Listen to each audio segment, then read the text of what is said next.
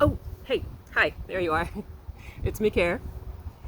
Now, I've promised you guys a garden planning series starting today and going on for the next couple of weeks. So, today we are going to be looking at seeds and knowing which seeds to order, where to get them, how you know how many to order, all that good stuff, all right? So, let's jump in. When figuring out which seeds you should grow, a good starting point is, what do you like to eat? What do you already eat? So for me, tomatoes and peppers are a good starting point.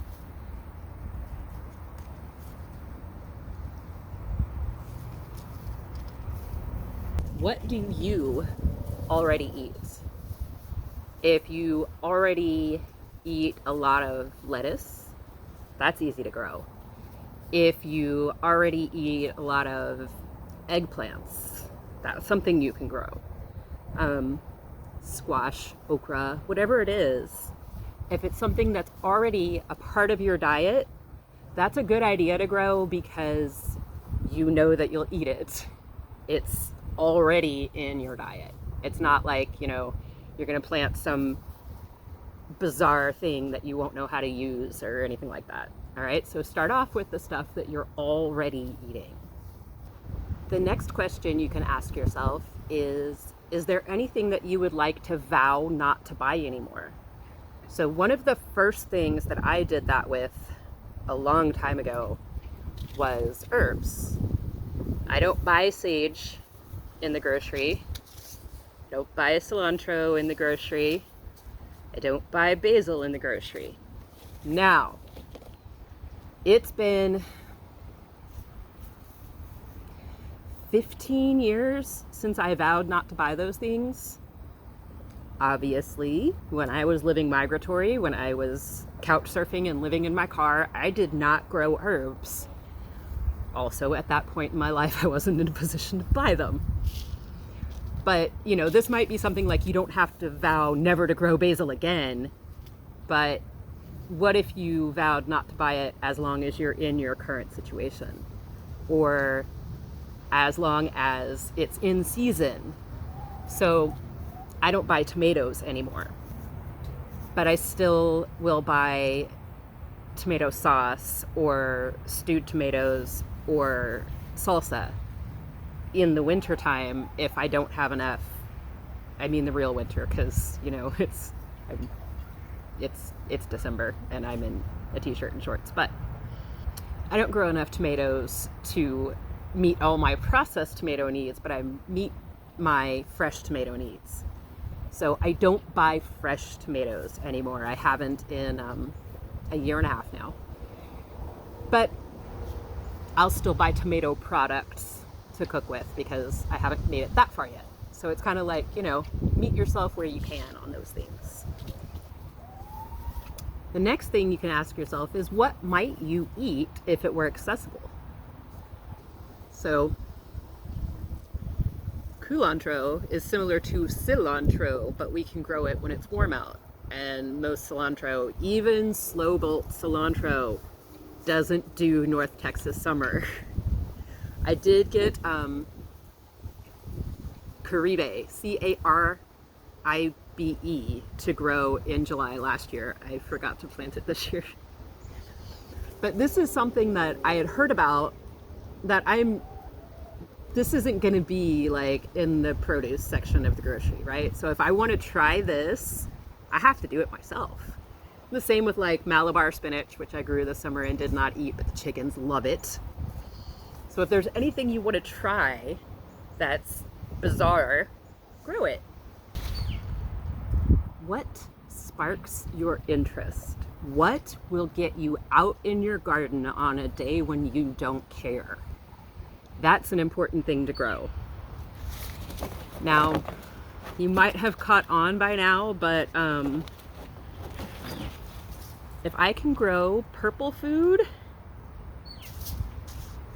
and black food and more purple food and more purple food and food that makes purple leaves and peas that make purple peas This is how I make myself get out there. I grow as much purple and black food as I can. You know what? It has different nutrients than the stuff we usually eat. It's awesome. It has a richer taste. But the really, really, really important thing about it is that on days when I'm like, oh, I just don't care today. Oh, but wait.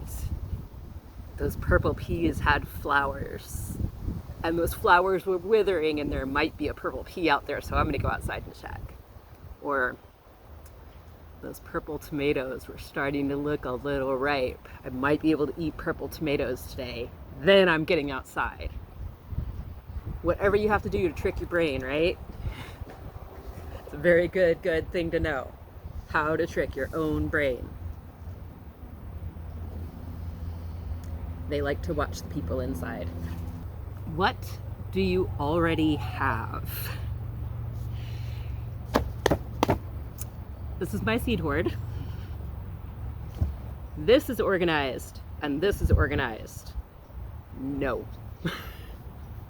At some point, you need to know what you have before you sit down to order seeds, or you'll end up with a problem like this. Chives. Regular old chives. Chives. Chives. Chives. None of these are empty. No. I didn't check before ordering. This is bad. Okay? Inside, in my computer, I have a spreadsheet. I'm a nerd. I have a spreadsheet for my seeds.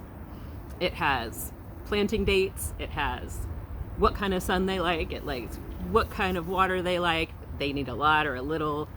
It tells me when they flower. It's exhaustive, but it's not up to date. So soon I'm gonna have to go through my seeds, check them against my spreadsheet. Anything that's on my spreadsheet and not in these boxes, I need to order more of. So we know I don't need chives. Now, when I was going through this earlier, my little lettuce section over here was really bare.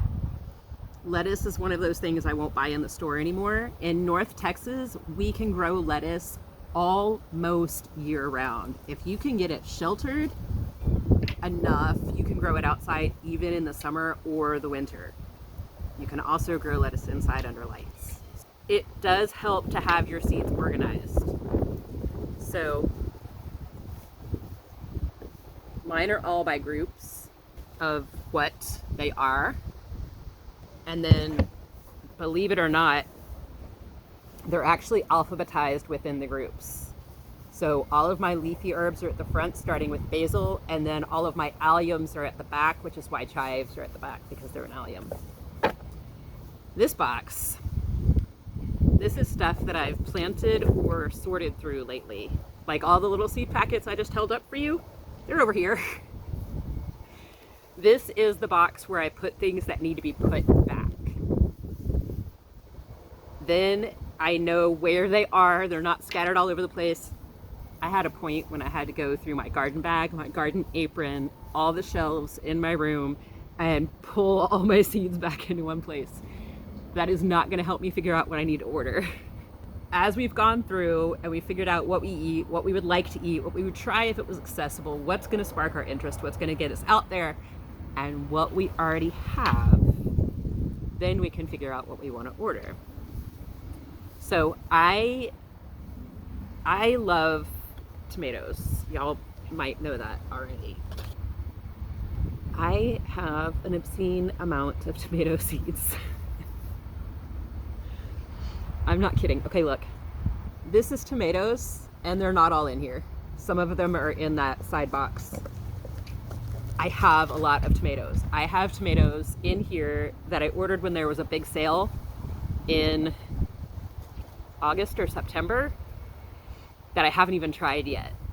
So my tomato rule is that I can only try a couple of new varieties a year. But when they were $1 a piece, I did splurge a little bit. So I have some backups. There are some that I have like 2 packs of because I knew one was almost empty. Know what you have so you don't have 4 packs of chives, 3 of which are unopened, like me. How much do you need of each seed variety? Now, that's something that you need to pay attention to when you're looking online or in a seed catalog or in a store. You can look at the packets. So I grabbed 2 packets from the same company to show you that this is by plant type, not by seed seller. So all of them somewhere on their packets will tell you how many seeds are in here. This says minimum 250 seeds. This is lettuce. For every lettuce seed that gets planted, it can grow 1 plant. Now, if you're gonna harvest your lettuce without killing the plant, you can get 2 to 4 full harvests off of it, or you can pick the outside leaves kind of continually until it goes to flower, until it tries to bolt.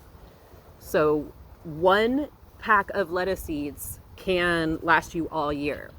If you like a variety of lettuce, then get yourself some variety. But for each one, unless you're like farming, 1 pack of lettuce ought to do you. Tomatoes, peppers, melons, things like that, they have less in the packet. So this one has 10 seeds. Now, also, this is one of my favorite tomatoes now. This is going to make 1 plant per seed, but it's not going to make just 1 tomato. I don't remember how many I got off of my plant. It is still alive, but it was more than 1 tomato per plant. So that's something to consider. Like, if I wanted to grow 10 plants of this, I would have bought a 2nd pack, because germination is good on new seeds, and we'll come back to that. Germination is good on new seeds, but it's not perfect. So always get a little bit more than you plan to plant, but don't buy 100 seeds of this because you want to grow 10 plants. You know what I'm saying? Like, be reasonable so you don't have stacks of seeds that are sitting around, and so somebody else can also grow these and they're not all sitting in your storage. On seed viability, your packs will say packed for and sell by. That's just so that you know, and there's regulations to it, what year they went into the package. They do lose viability over the years. Different seeds at different rates. I don't remember all those details. That's kind of stuff you gotta look up. But if you start getting into older packs of seeds, like I've planted okra out of like 5 and 10-year-old packs. I put 2 or 3 in a planting hole when I do that, so that I know that even with the lower germination, it's covered, but they will still grow even if they're older seeds. It's just going to be at a lower rate. Now I'm going to stick these in the box that I need to sort. So where do we get seeds? I'm going to show you the people that I primarily order from. You can get seeds in stores. That's possible. I just order online because it's way easier. The selection's better. I don't have to worry about whether the rack is picked through, or I can just do it. And I can do it at 2 a.m., which is sometimes when my brain works best. And this is going to be in the notes below, okay? Everybody that I'm about to show you is going to be in the notes.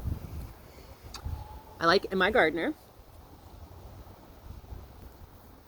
And you can get mystery seeds from them sometimes. I like them because they charge $2 a pack. Yeah. crazy cheap, right? They still have good seed counts. They literally have some of the best packet information in the business, obviously, except on the mystery seeds, which tell you nothing. They're fun. They just send you seeds and you figure out what they are. So I like them a lot. They have a great selection. I got my gobstopper tomatoes from them. Those are yummy. Luke puts up some great videos, very informative. Am I Gardener? Sometimes you want to order from smaller seed sellers. I recommend Mary's Heirloom Seeds. This is no longer correct, but the website is. I believe that she's moved. I've been very pleased with seeds by her. She has a good selection too. She has good prices as well. Lots of neat stuff, and she's a small seller. There's Johnny's. I use them for bulk primarily now. I get my clover seeds from them. I get my cover crops from them. Stuff that I want to buy, like by the quarter pound or the pound or a couple of pounds at a time. They have great pricing for that. On their packets, they're a little bit on the high end for me. They might be comfy for you. This is holy basil, and it was a variety that I wasn't able to find elsewhere. So I went with them on this one. They have phenomenal packets. They have so much information on their packets. They give you spacing and temperatures that they need for germination and how they like to grow and everything. Very, very detailed. All of that information is also on their website. High Mowing Organic Seeds. I learned about them in an all organic nursery up by where I used to live. And then I found out they had a website when I moved away from there. Most of their stuff, they do have some interesting things, but most of their stuff is kind of your standards, like your Cascadia snow peas. It's your basics, it's your standards, it's gonna grow, it's gonna produce, it's gonna be reliable. I like them. Botanical Interests. This is in a lot of nurseries. If you are in Texas, it's Callaway's up here, and then when I lived down by Houston, it was Cornelius down there. They carry Botanical Interest. This company has a lot of variety. They have a lot of standards, but they also have some really interesting things. They're fun to browse. I use them for sprouting. I make sprouts sometimes. I use them for sprouting when I don't want to make a big bulk order from the expensive sprouting company. Those are my more affordable sources. The one I'm about to show you, their seeds can get a little expensive, but those are going to be seeds you're not going to find a whole lot of places. So that's Baker Creek, and it's also known as Rare Seeds. If you go to bakercreek.com, that's not going to get you anywhere. It's rareseeds.com. So they have some different interesting things, and something I like that they do is when you make a good order, it's a dollar amount. I want to say it's like 12. It's not much, but when you make an order with them of more than just a pack or two, they send you free seeds as well. And they'll get into ruts where, like, everybody who ordered last summer has Ragged Jack, kale, and giant red mustard. That's what they had a lot of. That's what they sent out. My chickens love it. You know, it's whatever they have a bunch of, I believe. But free seeds are free seeds, okay? So order from them. They'll send you some free stuff in addition. They are a little pricey, like I said, but like this says it's packed for 15 seeds in here. There's at least 20 down there. They always overpack their packets. And the final place that you can get good, reliable seeds is to save them yourself. So I bought these packets from, let me boop that for you, from Am I Gardener. As you can see, but you can get them in different places, and it's literally just a paper envelope with a little gummed back and spaces to write what you're growing. So you can make your little notes about what the sunflower looks like and when you saved it and where it came from, the yard, and all those good things right there on your packet. You can save your own. You can go and harvest from friends. If you're going to harvest in a public area, make sure that you have permission or that it's acceptable. Please don't be the person who makes us all look bad. Those are the major sources for where to get your seeds. You know I'm about to tuck all of these into the need to be organized. I do need to keep my eyes open because there is a hawk flying over and the chickens are out. That explains why they all went to hide in the coop. This is me waiting for the wind to die down. What else will you need? Well, there's a pile of stuff. So one thing I did not plop up on this table is soil. You're gonna need a good potting soil or a seed starting mix. There are two differences. Your seed starting mix is going to have finer particles. It's going to be lighter and fluffier and have less nutrients. Your potting soil is going to have slightly larger particles, maybe much larger, and a lot more nutrients. Okay? When you plant a seed, it has enough energy and nutrition in it to make its cotyledons, its first little baby leaves, and its first set of true leaves. After that, it is out. Your seed starting mix is supposed to be light and fluffy to let the little seeds pop up, or the little seedlings pop up just fine, but it is not there to feed them. So if you start in straight seed starting mix, you're either going to have to feed it or pot up soon. If you start your seeds in potting soil, you might need to sift it to get some of the bigger particles out. Like if it has a chunk of wood in it and that's sitting on top of your seed's not going to push up through the wood. So you might have to sift out some big pieces, but the nutrition will be present for your plants to keep on going. And then you need something to put it into. So you can do little pots, and they come in different sizes, different heights, different widths.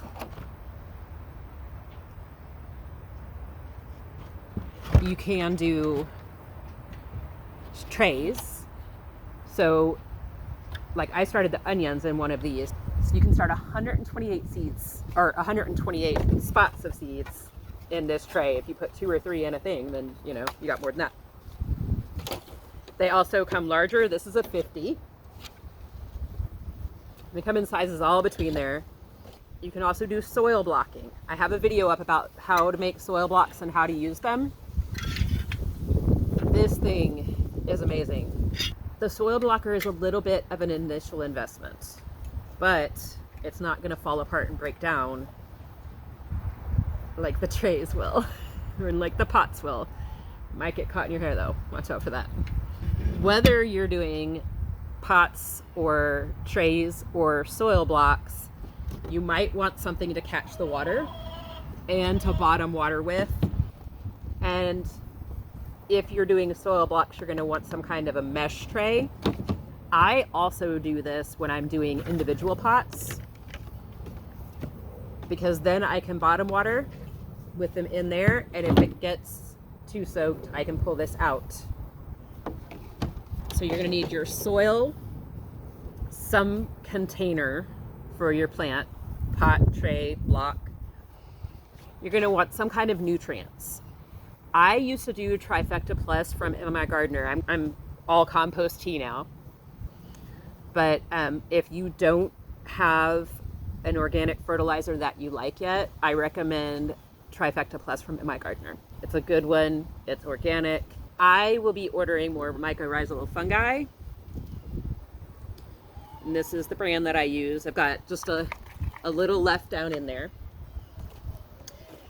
And that helps your roots. So you can either water that in, or you mix it in with your soil, or when you transplant, you can dip your roots in it before you put it into the ground.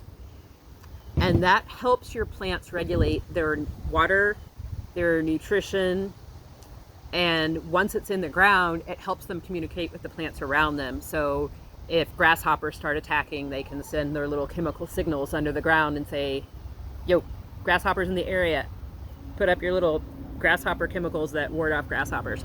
I don't know what language plants speak and what words they use for that stuff, okay? But it happens under the ground with the help of mycorrhizal fungi. So get you some. So if this has helped you out at all, and if you are still here, I appreciate you. If you would please click a like, I would appreciate that as well. You have homework. Now, like I've told thousands of gymnasts and lots of yoga students, whether or not you do your homework is not going to change my life, but it might change yours. So, I've asked you questions throughout this, and they're going to be down in the description. And your homework is to answer those questions. You don't need to share the answers with anybody. It's just to help you get ready and know what you need to order. Okay? That's your first homework assignment. Your second one is to hop on a few of the websites that I mentioned. Take a look. See what's out there. See what's interesting. See what they have that you already eat. See what you might want to vow not to buy in the grocery again, at least seasonally. See what sparks your interest and makes you go, ooh, if that was across the yard, I would hike through my yard every day to see it. Do a little dream shopping. Maybe you do a little real shopping too. I don't know. That's your business. I'm not telling you how to spend your money, but do a little dream shopping. See what looks good. Learn what's out there. Have a good time with it. All right? I'm going to put a couple of videos up on the side. I'll definitely do the soil blocking one because it's relevant. And then there'll be another one down here. I'll let YouTube pick one for you. Alrighty? So, from the chickens and I say, later, y'all.